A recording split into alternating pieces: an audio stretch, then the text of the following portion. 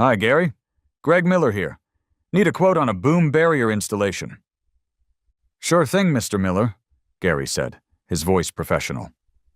Commercial property, parking structure, loading zone? Residential driveway, actually, I admitted. There was a distinct pause.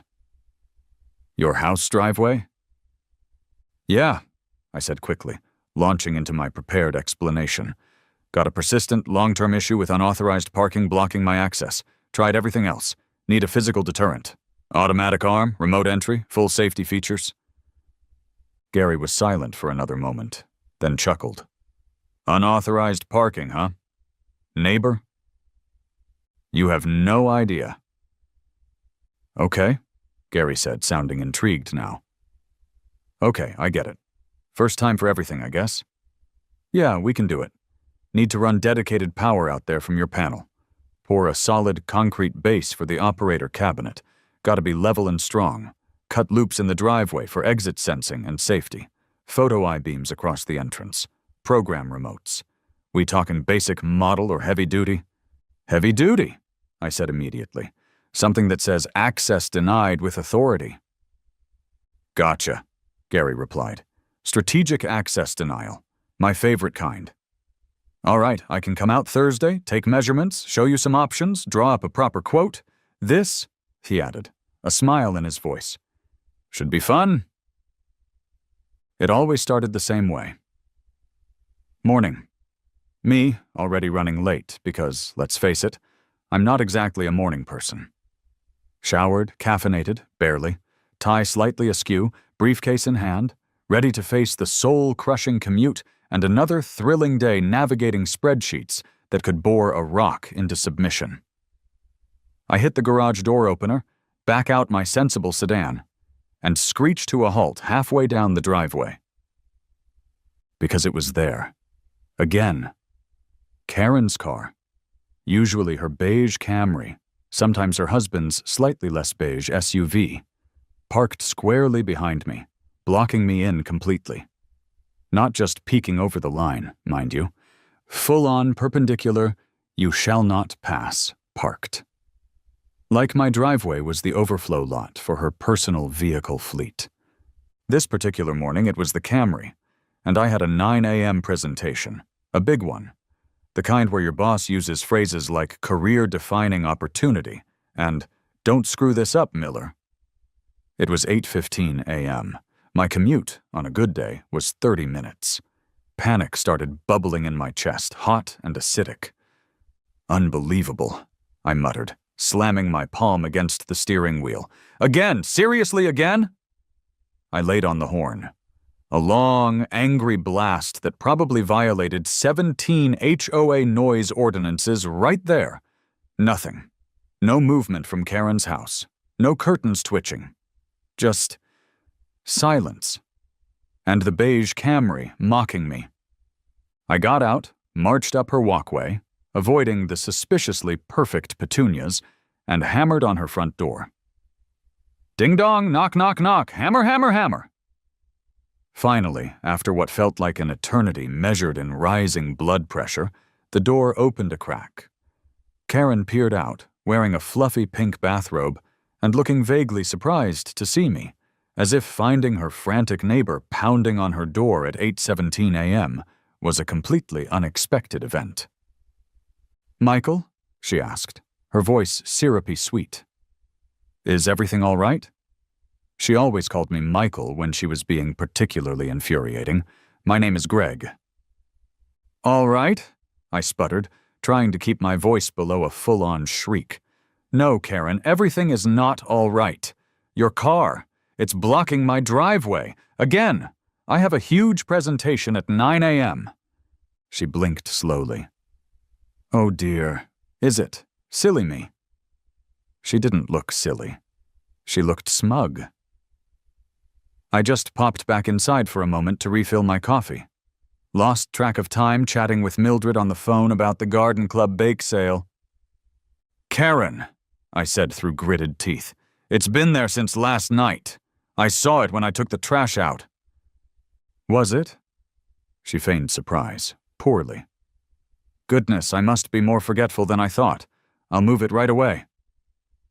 Right away, in Karen Standard Time, apparently meant 5 minutes of slowly gathering her keys, shuffling out in her slippers, starting the car, checking her mirrors 17 times, and finally, agonizingly, backing out just enough for me to squeeze past, leaving approximately 3 inches of clearance.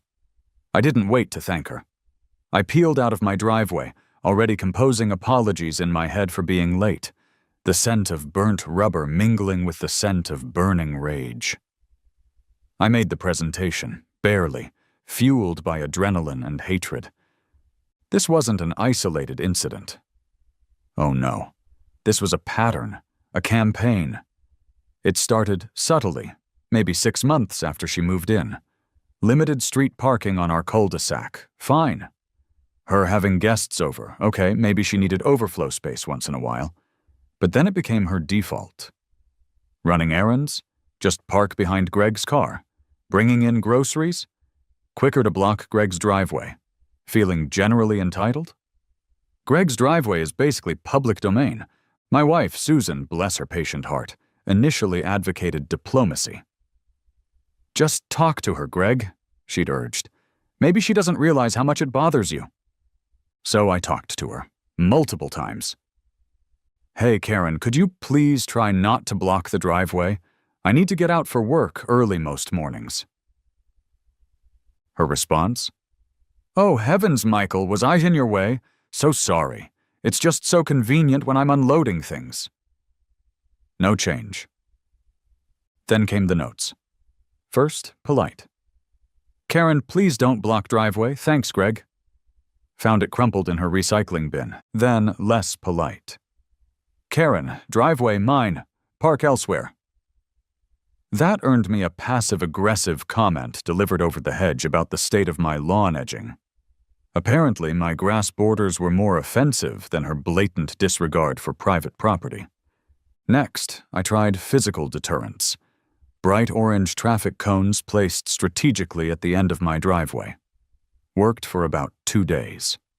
Then I came out one morning to find the cones neatly stacked on my lawn, and her car parked exactly where they'd been. She'd moved them to park there. The audacity! I called the police once, after being blocked in for nearly an hour when I had a doctor's appointment. They came, lights off, looking bored. They talked to her. She gave them the same wide-eyed, "Oh dear, I forgot," routine. They gave her a stern lecture about blocking access, but told me it was primarily a civil matter, a neighbor dispute, unless she actively refused to move when asked directly by an officer. Which, of course, she never did when they were there. I even called a tow truck company once, in a moment of sheer desperation. Explained the situation. The dispatcher sighed. Look, buddy, it's on private property, right? Technically his driveway, technically hers parked behind him. Unless you got specific no parking/tow away zone signs posted that meet city code, and maybe not even then. We touch that car. We could be liable if she claims damage. We can't get involved in neighbor squabbles. Sorry.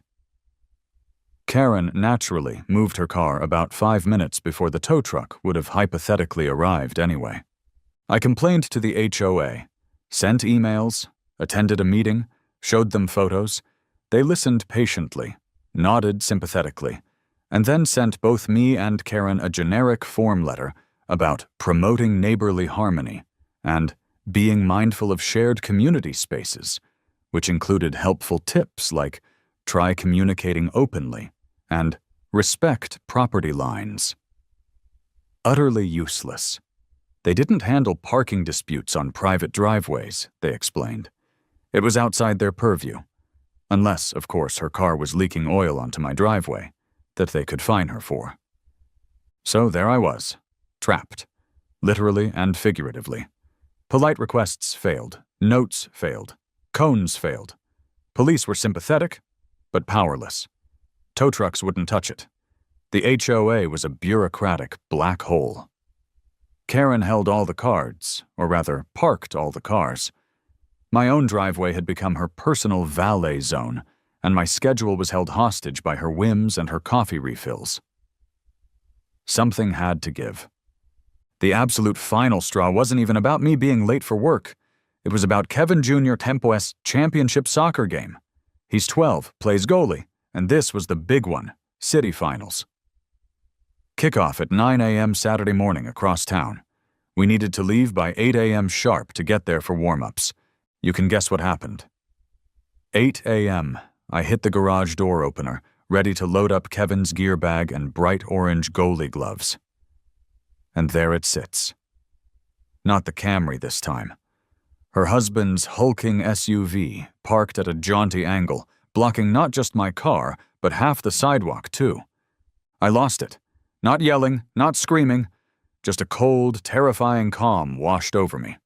I walked over, rang her doorbell, waited, rang again, knocked, waited. Nothing. Lights were on inside. I could hear a TV. She was ignoring me. Kevin Jr. came out, dragging his bag, face anxious. "Dad, we gotta go." "I know, buddy," I said, my voice dangerously quiet. "Looks like Karen's decided we're not going anywhere just yet." I called the non-emergency police line again, explained the situation, the championship game. They said they'd dispatch someone when an officer was free, but Saturday mornings were busy. No promises. We waited. 8:15, 8:20. Kevin was pacing, kicking at imaginary soccer balls. 8:30. Warm-ups officially started. Still no Karen, still no cops.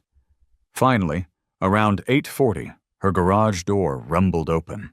She emerged, dressed for tennis, racket in hand, looking completely unconcerned.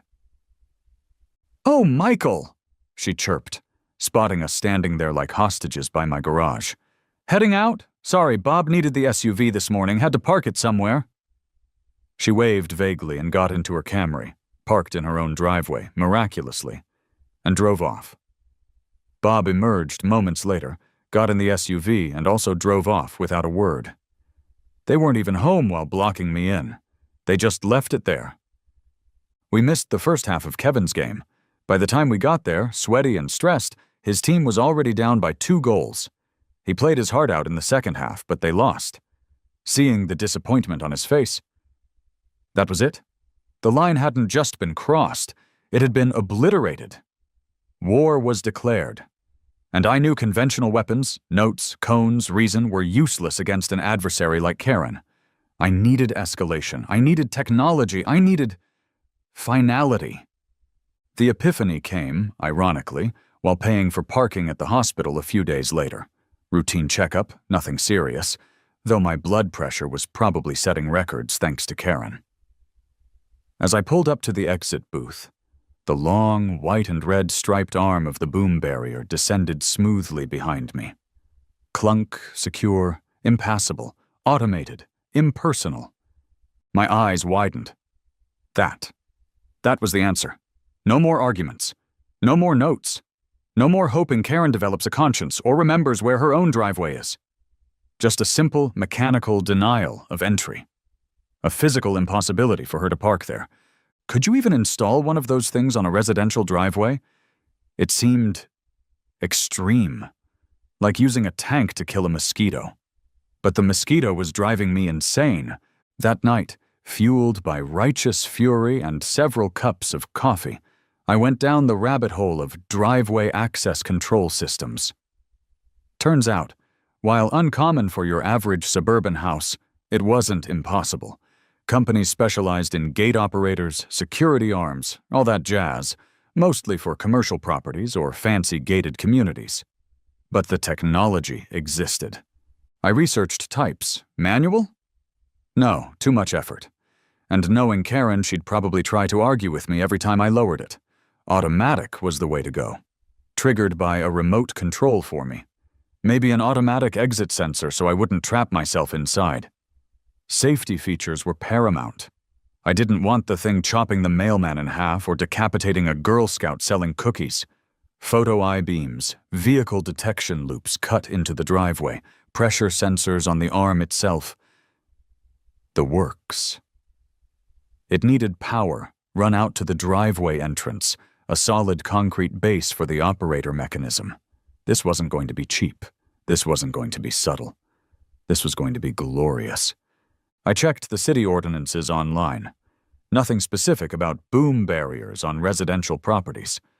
There were rules about structures near the public right-of-way, sidewalk, setbacks for fences, permits required for electrical work. Okay, doable. Then the HOA bylaws. I scoured that wretched document again. Fences? Yes, pages of rules. Sheds? Yep. Mailboxes? Oh yeah. Driveway surfaces? You betcha. Approved pavers only. But driveway access control barriers? Not a word. It was uncharted territory, an unregulated frontier ripe for exploitation. My wife, Susan, was skeptical. "Greg, are you serious?" she asked, looking at the commercial security websites I had pulled up.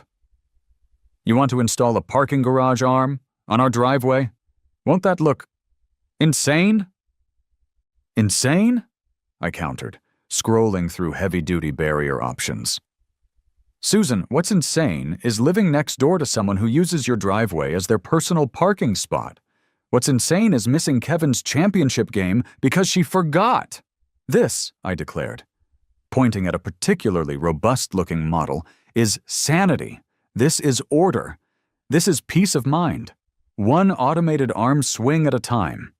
She sighed. "How much is this peace of mind going to cost?" I showed her the preliminary quotes I was finding online. She sighed again, louder this time. "Just promise me it won't be bright orange, okay?" Finding someone to actually install it took a few calls. The first couple of security gate companies I called basically laughed. "A boom arm? For your house? Like why?" But then I found Secure Entry Systems. They mostly did warehouses and office parks, but their website mentioned high-end residential gate automation. I got Gary the gate guy on the phone. "Hi Gary, Greg Miller here. Need a quote on a boom barrier installation." "Sure thing, Mr. Miller," Gary said, his voice professional. "Commercial property? Parking structure? Loading zone?" Residential driveway, actually," I admitted. There was a distinct pause. "Your house driveway?" "Yeah," I said quickly, launching into my prepared explanation. "Got a persistent long-term issue with unauthorized parking blocking my access. Tried everything else. Need a physical deterrent. Automatic arm, remote entry, full safety features." Gary was silent for another moment, then chuckled. "Unauthorized parking, huh, neighbor?" "You have no idea." "Okay," Gary said, sounding intrigued now.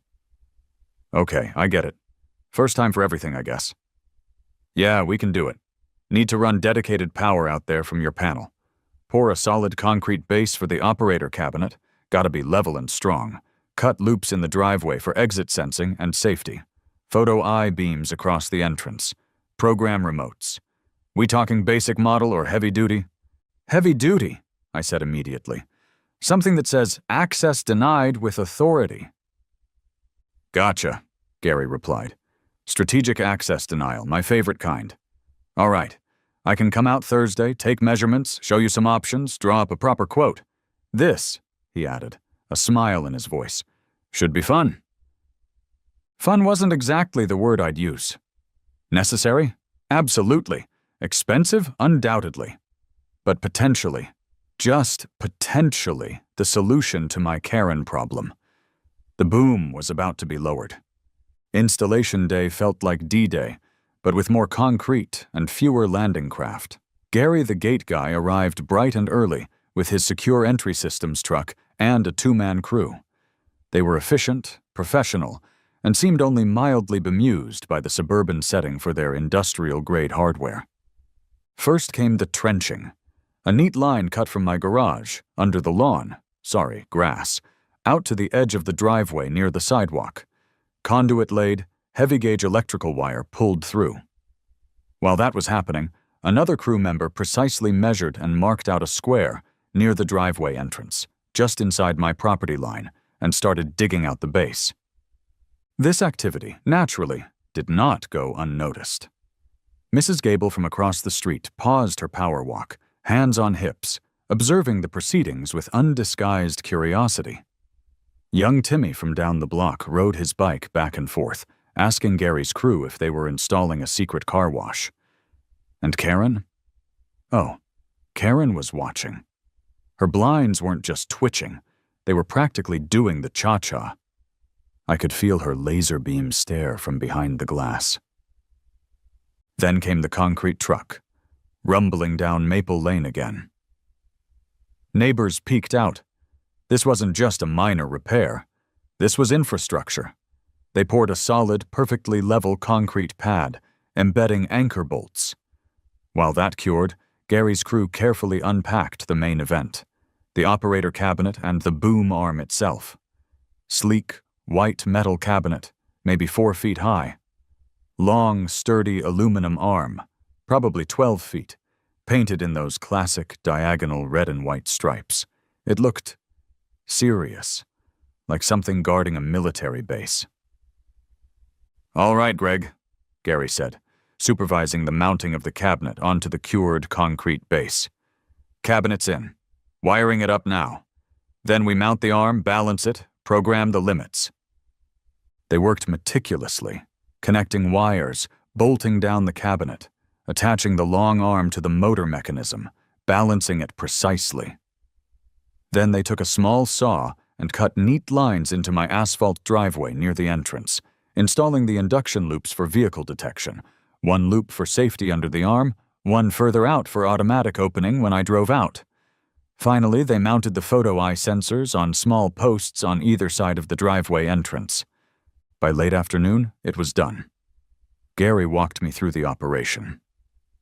"Okay, standard remote," he said, handing me 2 sleek black fobs. 1 click up, 1 click down, holds position. It's got obstruction sensing. If the arm hits something on the way down, it should stop and reverse. Photo eyes add another layer. If anything breaks that beam while it's closing, it reverses. Exit loop means when you drive out, it'll open automatically and then close behind you after a preset delay. We set it for 10 seconds, adjustable if you want. He pressed the remote. With a smooth, satisfying whir, the red and white arm rose gracefully, pointing towards the sky. He pressed it again. It descended just as smoothly, coming to a gentle stop, perfectly horizontal, completely blocking the driveway entrance about 3 feet off the ground. "There she is," Gary said, looking proud despite the absurdity. "One residential boom barrier, fully operational. Try not to, accidentally lock yourself out." He chuckled. "Call us if you have any issues. Though honestly, these things are pretty bulletproof." They packed up and left. The street fell quiet again.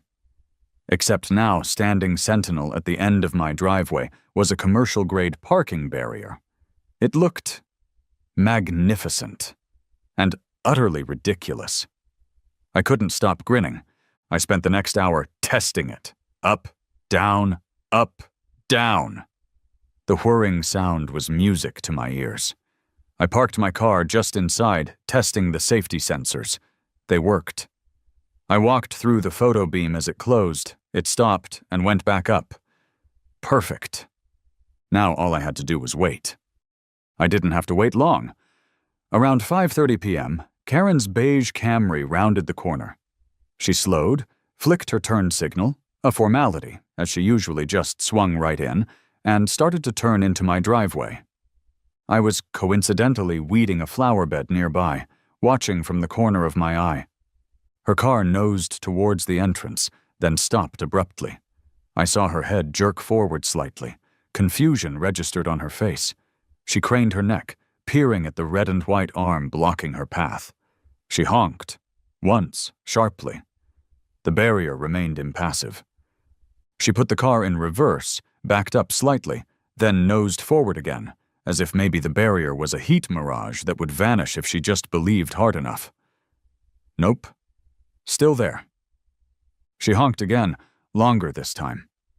Then she killed the engine, threw open her car door, and stormed towards me, face thunderous. "Michael!" she snapped, jabbing a finger towards the barrier. "What is the meaning of this thing? It's blocking the driveway." I stood up, brushing dirt off my knees, adopting my most innocent expression. Blocking my driveway, Karen? Oh, you mean the new access control system? Pretty neat, huh? Just had it installed today. Security upgrade. Security? She sputtered. It's a parking lot arm. You can't just put that up. I need to park here. My usual spot. Your usual spot? I asked, feigning surprise. Karen, this is my private driveway. It was never your spot. And now, access is controlled. I held up the remote, dangling it slightly. Residents only. But where am I supposed to park when Mildred visits? She stammered, grasping for justification. The street gets so crowded. That sounds like a you problem, Karen, I said, maybe a little colder than intended. There's usually space down by the corner, or Mildred could park in your driveway. This is outrageous, she fumed. It's against HOA rules. It's probably illegal. It looks hideous. I am reporting this immediately.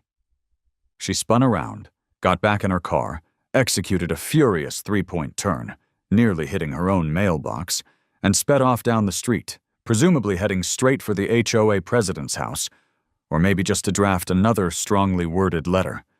I watched her go, then looked back at the boom barrier, standing silent guard. I pressed the remote. Whir. Up it went. I pressed it again. Whir. Down it came. Peace. Quiet. An unblocked driveway. It was the most beautiful sight in the world. The official fallout began the next morning. A certified letter from the HOA, predictably. Violation notice. Installation of unapproved driveway obstruction, modification. Violation notice. Installation of non-conforming commercial equipment. Violation notice. Significant aesthetic deviation from community standards. They demanded its immediate removal and threatened daily fines if it wasn't gone within 7 days. Then, around lunchtime, the police showed up again. Same 2 officers. They looked tired before they even got out of the car. Mr. Miller, the senior one sighed, walking up my driveway, under the raised barrier. I'd opened it when I saw them coming. We need to talk about the, gate arm. My access control system, what about it, officer?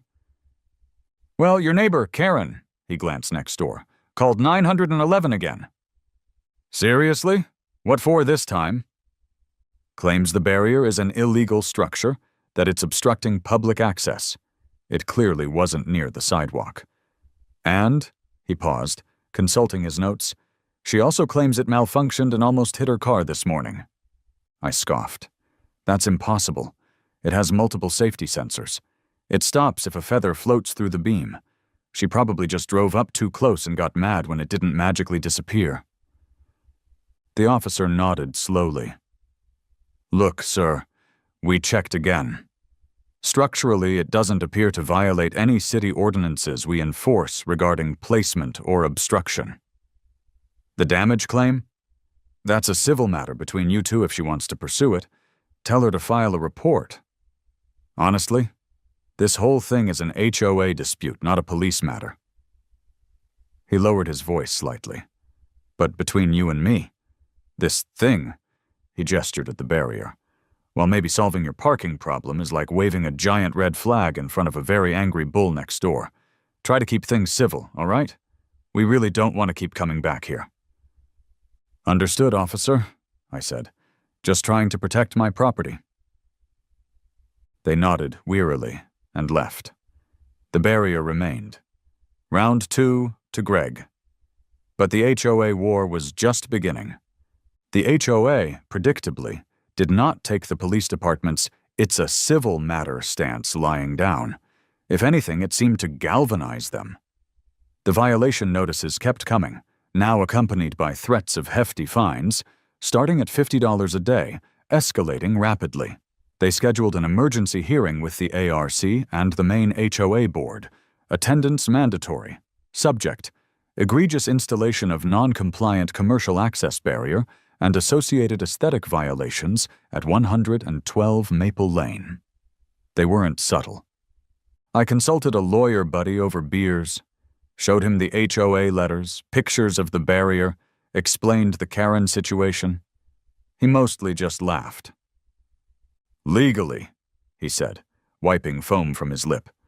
"It's fascinating. They probably don't have a specific bylaw against boom barriers, so they're hitting you with aesthetic standards and unapproved modifications. Your defense is property rights.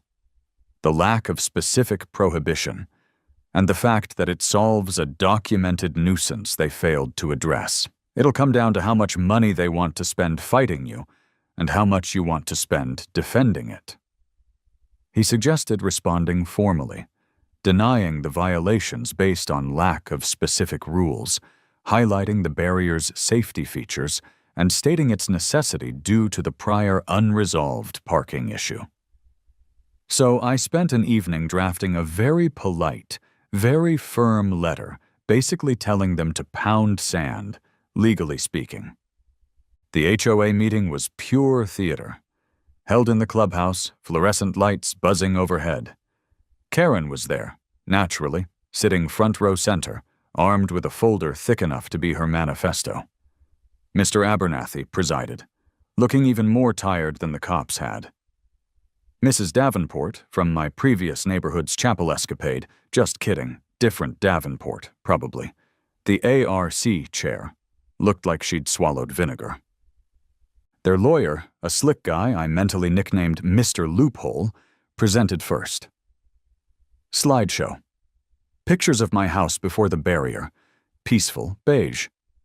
Pictures after. Industrial, jarring, red and white striped. Quotes from anonymous neighbors about the commercialization of the neighborhood. Dire warnings about plummeting property values. He argued the barrier was a structure requiring ARC approval, which was denied retroactively, violated aesthetic guidelines, and constituted a nuisance. Then it was my turn. I kept it simple. "Members of the board," I began, trying to sound reasonable. "For over a year, my driveway was repeatedly blocked by my neighbor, preventing me from leaving my home, making me late for work, and causing significant stress. I documented these incidents. I held up a folder with photos and dates. I requested assistance from the HOA, which stated it could not intervene in parking disputes on private driveways. I tried polite notes, conversations, and temporary deterrents like cones, all of which were ignored or circumvented. Faced with no other recourse, I continued, I installed a standard vehicle access control system on my private property to prevent unauthorized parking and ensure access to my own home. The system was professionally installed, includes multiple safety features, meets all city requirements regarding setbacks and electrical work, and does not obstruct any public right-of-way. While unusual for a residence, it is not explicitly prohibited by any specific HOA bylaw I or my council could find regarding driveway access control. It simply solves a problem the association was unable to resolve." Karen practically leapt out of her seat. "It's hideous! It's dangerous! He's targeting me! He almost hit my car!" "That's demonstrably false," I countered calmly. "The safety sensors prevent that." "It lowers the tone," Henderson's spiritual successor chimed in. "Being trapped in your own home lowers the tone more," I retorted. The debate went back and forth. They threatened massive fines, legal action to force removal. I stood my ground, citing my property rights and their previous inaction. In the end, they didn't have the votes, or maybe the legal confidence, to order immediate removal pending litigation. Instead, they voted to impose the maximum daily fines for aesthetic violations and unapproved structural modification, while their lawyer further explored enforcement options. Basically, they decided to try and fine me into submission. So began the era of living with the boom. And honestly, it was mostly great. Pulling up to my driveway, clicking the remote, watching the arm glide up, pulling into my garage, clicking again, watching it glide down, knowing that Karen couldn't block me in. Pure, unadulterated bliss, worth every penny. There were adjustments, of course. Explaining to the pizza delivery guy how to use the non-existent Call-A box became a recurring theme. Just pull up close, I'll see you on the camera, and open it. The Amazon driver looked deeply confused the first few times. Friends thought it was hilarious. Stan offered to paint flames on the arm. I declined. Kevin Jr. thought it was awesome and kept asking if he could have a remote. Absolutely not. Karen, predictably, adapted her tactics. She couldn't park in the driveway, so she started parking directly in front of it, on the street, sometimes blocking the apron just enough to make getting out a tight squeeze. But that was street parking. Technically legal, though incredibly obnoxious. Still, it wasn't blocking me in. Progress. She also continued to complain about the mechanical noise of the barrier. It was a quiet whir. About the unsightly concrete base. About the commercial appearance. The HOA dutifully forwarded these complaints along with the daily fine notices. I started using the fine notices as scrap paper. Life settled into a new, slightly absurd rhythm. Me, the suburban dad with the parking garage arm guarding his driveway. Karen, the perpetually aggrieved neighbor, forced to park like a normal person. The HOA, sending impotent letters into the void. And the boom barrier, silently, smoothly, doing its job. The great boom barrier standoff lasted for about 3 months. 3 months of daily fine notices piling up on my counter. 3 months of Karen parking her beige Camry with pointed legality just outside the barrier's reach. 3 months of me enjoying the sweet, sweet freedom of an unblocked driveway every single morning. The HOA kept threatening legal action, but their lawyer must have advised them that forcing the removal of a structure that wasn't explicitly banned, didn't violate city code, and actually solved a documented problem, albeit unconventionally, was going to be an expensive uphill battle they might not win. Especially since I wasn't backing down on paying the purely aesthetic-based fines, daring them to take me to court over them. What finally broke the stalemate wasn't a lawsuit or a sudden change of heart from Karen. It was Bob, Karen's husband. Bob was generally a quiet guy, mostly seemed mortified by his wife's antics. One Saturday morning he caught me while I was mowing the lawn. The part outside the barrier, obviously. Greg? He mumbled, looking uncomfortable. Got a second? Sure, Bob, what's up? I asked, cutting the mower engine. He shuffled his feet. Look, about the gate thing. He gestured vaguely. I know Karen's been difficult. Understatement of the century. But honestly, it's kinda working. I raised an eyebrow. Working? Yeah, he sighed. She hasn't gotten a single parking ticket since you put it up. Used to happen all the time when she'd park weird places down the street 'cause she couldn't just block you. He winced. And, frankly, it's nice knowing where she can't park when I need to get the SUV out. I stared at him. Was this an admission? An olive branch? So, he continued, avoiding eye contact, I was talking to Abernathy down at the HOA meeting prep. Maybe there's a way to make this less confrontational? Like, if the arm wasn't bright red and white, maybe painted it to match the house trim or something? Just spitballing. It wasn't exactly an apology, but it was the closest I was going to get. A potential truce, brokered by the long-suffering husband. Paint the arm beige or desert sage in exchange for the HOA calling off the dogs and the fines? I thought about it. The red and white stripes were a bit obnoxious, a visual statement. But the function was the important part. Keeping the arm, losing the fight over its color, seemed like a reasonable compromise.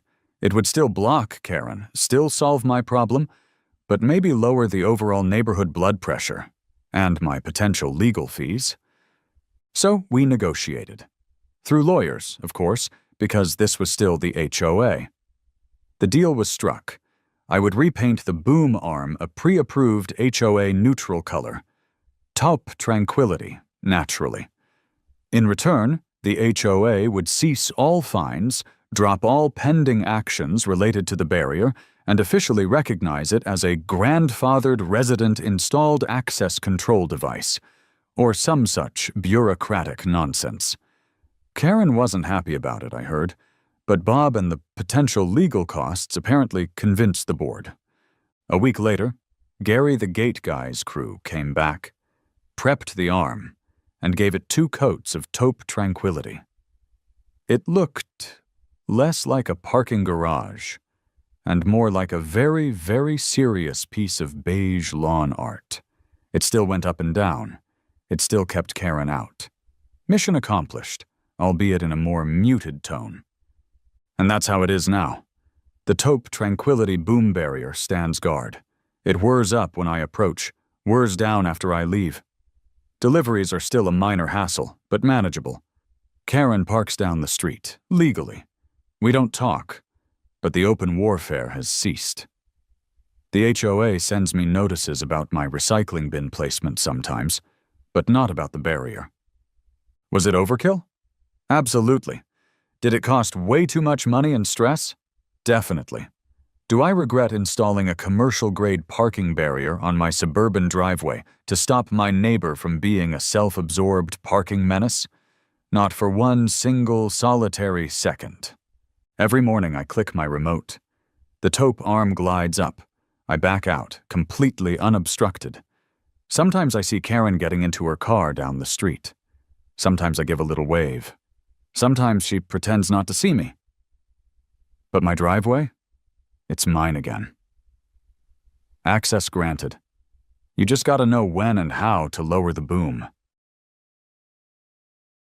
"Oh, were you trying to go somewhere?" she asked, her voice dripping with mock concern. "Yes, Karen," I replied, my voice dangerously calm. "I was trying to go to work. You know, that thing people do to earn money and pay for things like parking tickets." Karen shrugged. "Well, you weren't using it anyway," she said, parroting her usual excuse. "Karen," I said, my patience finally snapping, "this is the last time. I have asked you repeatedly not to park in my driveway. I have tried to be reasonable. I have tried to be polite. But you have consistently ignored me, disregarded my property rights, and acted with a level of entitlement that is frankly astounding. I am calling a tow truck." Karen scoffed. "You wouldn't dare." It started innocently enough. I glanced out my window one afternoon to see a sleek, silver sedan parked squarely in the middle of my driveway. Now, I'm a pretty easygoing guy, but I do value my space, and my driveway, neatly paved and bordered by my meticulously trimmed hedges, was definitely my space. I waited a few minutes, figuring the driver was just making a quick stop, but the car remained. Its presence an unwelcome intrusion on my carefully curated suburban tranquility. Curiosity piqued, I ventured outside, just as a woman emerged from my neighbor's house. She was all sharp angles and perfectly coiffed blonde hair, her designer handbags swinging with an air of self-importance. It was Karen, of course. Karen, with her perfectly manicured lawn, her passive-aggressive HOA newsletters, and her uncanny ability to find fault with anything and everything. "Excuse me," I began, trying to maintain a polite tone, "but you seem to be parked in my driveway." Karen blinked, her perfectly sculpted eyebrows arching in surprise. "Oh!" she exclaimed, as if just noticing the 2 tons of metal occupying my property. "I was just running in to borrow a cup of sugar from Brenda. I'll be out in a jiffy." And with that, she sashayed back into my neighbor's house, leaving her car firmly planted in my driveway. I stared after her, a mixture of disbelief and annoyance bubbling in my chest. "Just running in for a minute," I muttered to myself. Right. This running in for a minute became a recurring theme. It was Karen's catch-all excuse, her justification for repeatedly parking in my driveway, despite my increasingly pointed requests for her to stop. Sometimes it was a cup of sugar. Other times it was a quick chat with Brenda, a forgotten casserole dish, or a spontaneous book club meeting. The excuses were as varied as they were flimsy, each one delivered with an air of entitlement that made my blood pressure rise. "It's a free country. I can park where I want," she declared one afternoon, her voice echoing down the street as she sauntered back to her car, which, naturally, was parked in my driveway. "There's no sign that says I can't," she retorted another time, her tone dripping with smug satisfaction. "You weren't using it anyway," she scoffed on yet another occasion, as if my unused driveway was a public resource ripe for the taking. Each encounter left me fuming, my patience wearing thinner than a politician's promises. It wasn't just the parking, it was the blatant disregard for my property, the lack of respect for boundaries, the sheer audacity of it all. Karen, with her perfectly manicured lawn and her passive-aggressive HOA pronouncements, seemed to believe that the rules didn't apply to her. And the worst part? The HOA, that bastion of suburban bureaucracy, refused to do anything about it. Technically, she's not violating any written rule. The HOA president, a spineless man named Mr. Henderson, informed me with a shrug. There's nothing in the bylaws about unauthorized driveway usage. "But it's my driveway," I protested, my voice rising in frustration. "It's clearly marked as private property." "I understand your frustration," Mr. Henderson replied, his tone oozing with insincerity. "But our hands are tied, unless there's a specific rule against it." I stared at him, speechless. The HOA, that self-proclaimed guardian of neighborhood harmony, was essentially giving Karen a free pass to park wherever she pleased.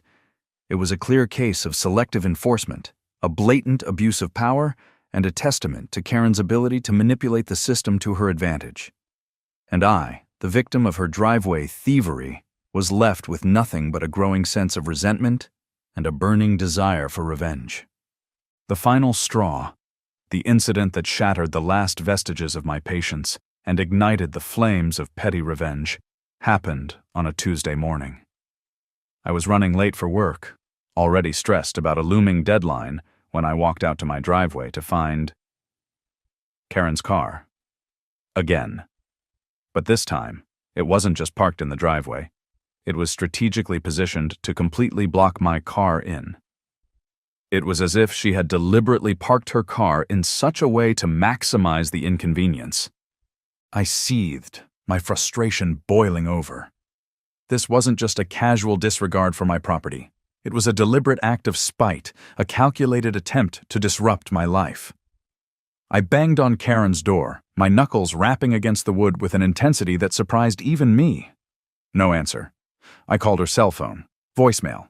I even texted her, my message a string of increasingly colorful metaphors for her parking habits. Nothing.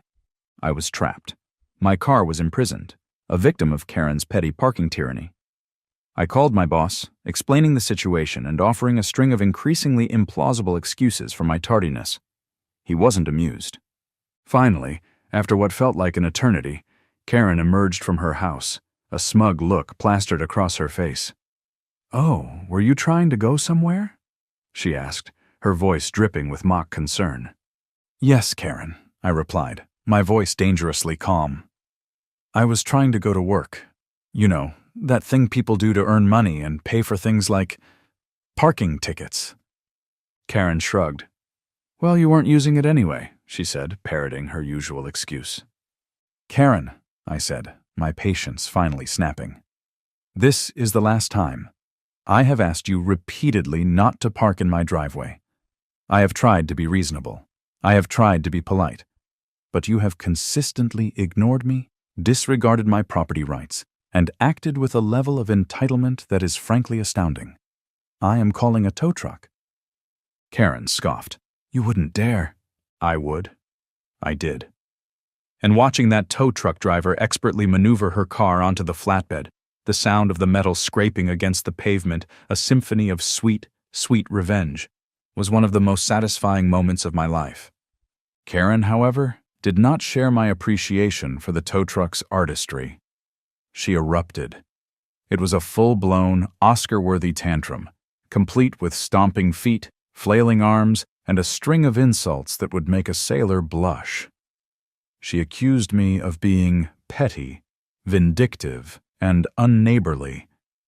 She threatened to call the police, the HOA, and possibly even the United Nations. But her rage was impotent, her threats hollow. Her car was gone, a victim of her own parking hubris. And as I watched her storm back to her house, her face a mask of pure, unadulterated fury, I knew that the game had changed. This wasn't just about parking anymore. It was about Karen's complete and utter disregard for boundaries, for common courtesy, for basic human decency. And I, for one, had had enough. It was time for payback. Karen's tantrum, her flailing arms and impotent rage as her car was towed, was the final push. The simmering frustration I'd endured for months finally boiled over, transforming into a cold, hard resolve. I wasn't just annoyed anymore. I was done. Done with the excuses, done with the entitlement, done with the HOA's inaction. Karen had declared war on my driveway, and I was going to respond in kind. But I wasn't going to fight dirty. I was going to fight petty. Gloriously, hilariously petty. The idea, born from the depths of my now thoroughly provoked psyche, was simple yet brilliant. A wall. A big, beautiful brick wall, erected precisely at the entrance of my driveway. It was the perfect solution. It was permanent. It was petty. And, most importantly, it was perfectly legal. Or at least, I was going to make it legal. The next day, I set about making my vision a reality. First, the research.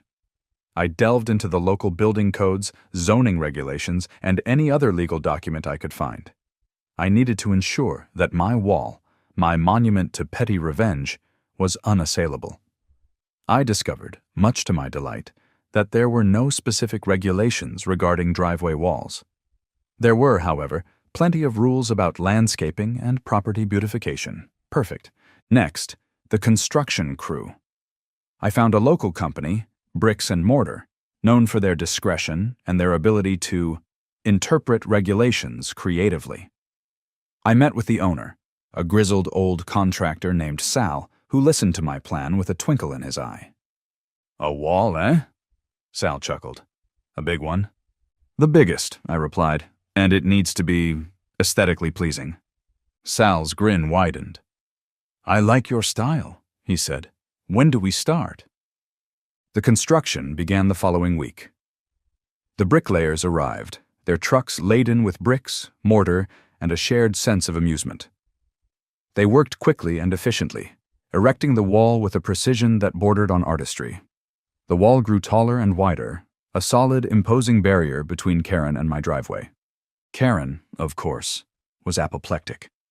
She watched the construction with a mixture of disbelief and fury, her face contorted in a perpetual scowl. She made several attempts to approach the construction site, but the bricklayers, under strict instructions from me, politely but firmly turned her away. The wall itself was a masterpiece of petty engineering, but the pièce de résistance, the cherry on top of my monument to driveway defense, was the gate.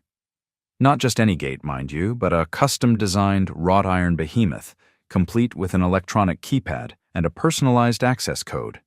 It was a gate fit for a king, or at least a homeowner determined to keep Karen McDictator and her parking tyranny at bay.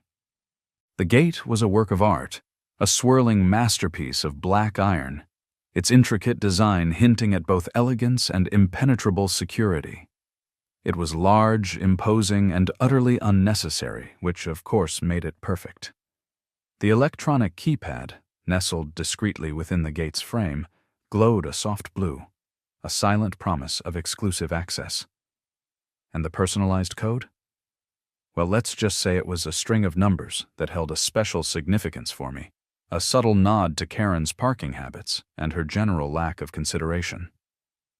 The installation of the gate was a carefully orchestrated event, timed perfectly to coincide with the completion of the wall. As the construction crew attached the final hinges, I stood back, admiring my handiwork. The wall, solid and imposing, combined with the ornate gate, created a sense of finality, a clear message to Karen that her reign of driveway terror was over. And then Karen arrived. She pulled up in her pristine white SUV, her face a picture of smug satisfaction. She had been away for a few days, presumably recharging her batteries for another round of parking mayhem. She glanced at my driveway, expecting to see, well, I'm not sure what she expected. Perhaps she thought I had simply given up, surrendered to her parking prowess. Her jaw dropped, her eyes widened, her face was a sight to behold. It was a mixture of shock, disbelief, and a slow-burning rage that was truly magnificent to witness. She stared at the wall, then at the gate, then back at the wall, as if trying to comprehend the sheer audacity of what I had done. Her mouth opened and closed, but no words came out. She looked like a fish out of water, gasping for air. The silence was deafening. It was the silence of Karen's world crumbling around her, the silence of her parking tyranny being brought to an abrupt and hilarious end. And then, the rage. It started as a low rumble, a guttural growl deep in her throat, and quickly escalated into a full-blown tantrum. She stomped her feet. She waved her arms. She shrieked at the wall as if it were personally responsible for her parking woes. "What is this?" she shrieked, her voice echoing down the street. "What have you done? You can't do this!" I emerged from my house, a picture of calm and polite indifference. "Good morning, Karen," I said, my voice perfectly level. "Enjoying the landscaping?" Karen glared at me, her face contorted in a mask of pure fury. "Landscaping!" she sputtered. "This isn't landscaping. This is spite." "Spite, Karen?" I feigned confusion. "Whatever do you mean? I'm simply improving my property. Don't you agree? It's quite harmonious." Karen's face was now a shade of purple that rivaled the most vibrant of eggplants. She opened her mouth to speak, but no words came out. She just stood there, fuming, defeated and utterly speechless. She had been outmaneuvered, outsmarted, and outpettied, and the wall, my beautiful brick wall, stood as a silent testament to her defeat. Karen, speechless for a moment, finally found her voice. It erupted from her like a volcano, a torrent of indignant rage. "You expect me to believe this wall is for landscaping?" she shrieked, her voice cracking with disbelief. "You've built a fortress. You're deliberately trying to block me out." "Block you out, Karen?" I asked, tilting my head in mock confusion. "But you never needed my driveway, remember? You were always just running in for a minute." I punctuated the phrase with air quotes, a subtle jab at her endless string of excuses.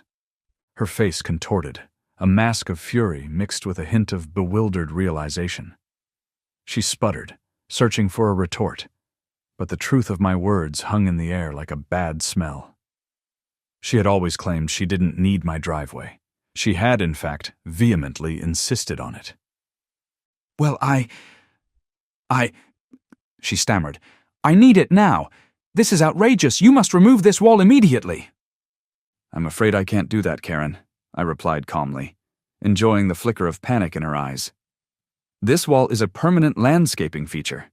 It's all perfectly legal. I have the permits to prove it." Karen, defeated but not deterred, stormed off to her next line of attack, the HOA.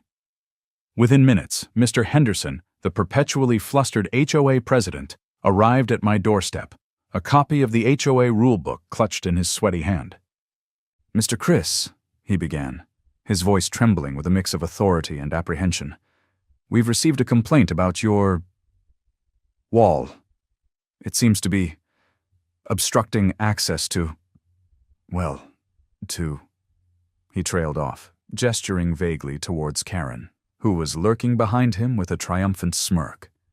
"Obstructing access to my own driveway, Mr. Henderson?" I clarified, raising an eyebrow. "The driveway that Karen has repeatedly and illegally used as her personal parking space?" Mr. Henderson blinked, his eyes darting between Karen and me. "Well, yes, but the wall, it's unsightly. It disrupts the community aesthetic." "Unsightly?" I chuckled. "Karen, you've been calling my gnome unsightly for months. Now you're worried about a wall?" Karen sputtered. But I continued, turning back to Mr. Henderson. And as for the community aesthetic, I believe this wall enhances it. It's a beautiful, custom-built structure. It adds value to my property, and it's perfectly legal. I pulled out a folder, thick with permits and carefully worded legal documents. Landscaping and property beautification, I explained, tapping the folder with a flourish. It's all right here. Mr. Henderson's shoulders slumped. He flipped through the documents, his face falling with each page. He knew he was defeated. The HOA, that bastion of suburban regulation, was powerless against my wall of petty revenge. It was a glorious moment, a symphony of legal loopholes and bureaucratic loopholes harmonizing to create a masterpiece of Karen-thwarting brilliance. Karen, realizing the HOA was a lost cause, resorted to her ultimate weapon, the police. Sirens wailed in the distance, growing louder as a patrol car pulled up to the curb. 2 officers emerged, looking as bewildered as ever by the suburban drama unfolding before them. "Ma'am," the older officer addressed Karen, who was practically vibrating with indignation, "we received a call about a driveway dispute." "Dispute?" Karen shrieked, her voice echoing down the street. "This isn't a dispute. This man has built a wall to block my access to... She trailed off, realizing she had no legal leg to stand on. She couldn't exactly say my illegal parking spot. The officer turned to me, a hint of amusement in his eyes. "Mr. Chris, can you explain the situation?" "Certainly, officer," I replied calmly. "My neighbor, Karen, has repeatedly parked in my private driveway despite my repeated requests for her to stop. This morning she blocked my car in, preventing me from going to work. I had her car towed. Now she's claiming I'm blocking her access." The officer nodded, his gaze shifting to the imposing brick wall. "And this wall?" "A landscaping upgrade," I explained, "for property beautification. Perfectly legal, with all the necessary permits." I gestured towards the folder I'd brought out again, just for show. The officer turned back to Karen, his expression now bordering on exasperation. "Ma'am, from what I understand, this is Mr. Chris's private property. He has the right to control access to his driveway. If you don't have legal permission to park here, you'll need to find alternative parking." Karen sputtered, her face turning an alarming shade of purple. But it's not fair." "Fair's a relative term, ma'am," the officer replied dryly. "Now, if you'll excuse me, I believe we have more pressing matters to attend to." The officers returned to their car, leaving Karen standing there, humiliated and defeated. It was another public blow to her sense of entitlement, another victory for my petty revenge. But I wasn't finished. Oh no, I was just getting started. I had one final technologically advanced and utterly petty trick up my sleeve. I installed a motion-activated speaker, discreetly hidden within my newly landscaped and walled front yard. It was strategically positioned to trigger whenever Karen walked past, and it was loaded with a custom recording. "This is not your driveway, Karen!" A clear, authoritative voice boomed from the speaker every time she dared to approach my property. The effect was instantaneous. Karen would jump, startled by the unexpected announcement, her face contorting in a mixture of anger and embarrassment. The neighborhood, of course, found it hilarious. The "This is not your driveway, Karen" recording became a local catchphrase, a symbol of Karen's parking infamy. It was the perfect blend of pettiness and technology, a final, hilarious touch to my driveway defense. Karen, predictably, did not take her public humiliation lightly. Her attempts at retaliation, however, were as clumsy and ineffective as her parking skills. One night, my security cameras captured her sneaking around my property, a can of spray paint clutched in her hand. Her target? My beautiful brick wall, the symbol of her defeat. She managed to scrawl a single, barely legible word, "mean," before the motion-activated lights flicked on, startling her and sending her scurrying back to her house like a scolded child. The next morning, I filed a police report, providing the security footage as evidence. The officer who arrived, clearly amused by the situation, chuckled as he reviewed the video. "Looks like someone's not happy about your landscaping," he commented dryly. Karen received a citation for vandalism, another public mark on her already tarnished reputation. Undeterred, or perhaps just incredibly dense, Karen decided to take her revenge to the next level of petty. She began parking her car directly in front of my driveway, effectively blocking access even with the wall in place.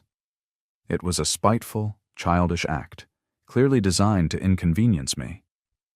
But Karen, in her blind rage, had forgotten one crucial detail. Parking in front of a driveway, even if it's walled off, is still illegal. The city's parking enforcement officers were more than happy to oblige my request for some assistance.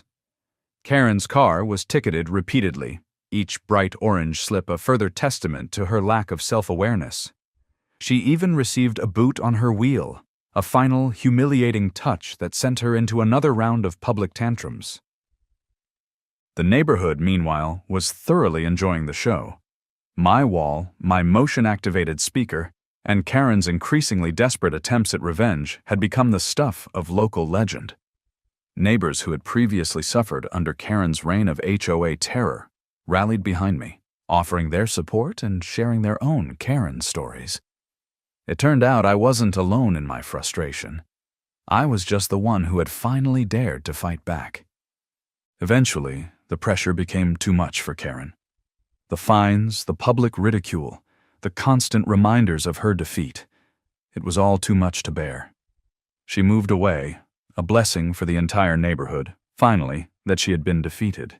Her reign of driveway tyranny was over, and to celebrate my victory, I threw a party. A big one. Right there in my newly gated-off driveway. The wall party, as it was dubbed by my neighbors, was a joyous occasion, a celebration of community, and a final, public mocking of Karen's pettiness. Everyone was invited, except, of course, Karen. The music was loud, the food was plentiful, and the laughter echoed down the street, a triumphant symphony of suburban justice. My driveway, once a battleground, had become a symbol of my victory, a space reclaimed, a testament to the power of petty revenge.